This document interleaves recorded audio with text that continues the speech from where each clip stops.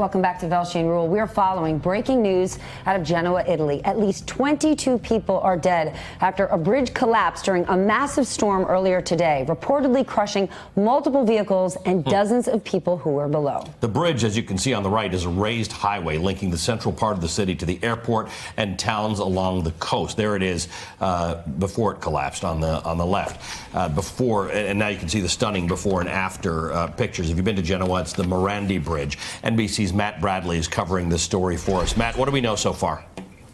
Well, Ali, the main thing we keep hearing is that number of dead that you just mentioned, 22, it's expected to rise today, probably dramatically. Because, you know, Ali, that bridge that you just showed images of, it doesn't just span over a body of water, which is quite small. It actually goes over a huge industrial area, kind of like a sunken industrial campus underneath that bridge. So that means that people working below the bridge are also going to be among the dead and the injured.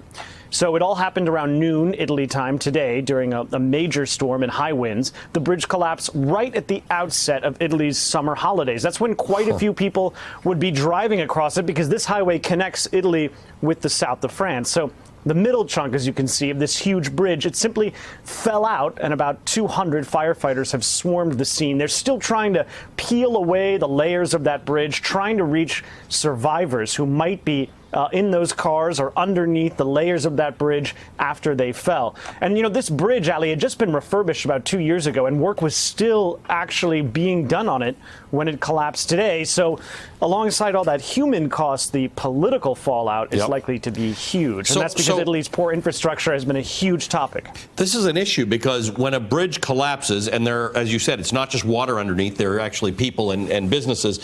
The rescue is complicated by the fact that there's still a bridge span up there that we don't know why the first one fell in the first place. So this is uniquely difficult and dangerous because it's not like it's just aftermath and you're trying to find survivors.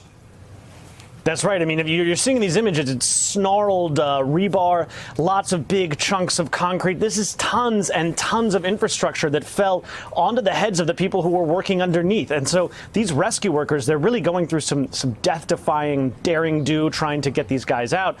You know, we're seeing people, images of rescue workers trying to extract people. They're trying to take victims in rubbles from stretchers that are attached to cables that are suspended from cranes, firefighters climbing over these jagged pieces of concrete. So in many ways, I mean, I think the rescue looks almost as terrifying as the bridge collapse itself.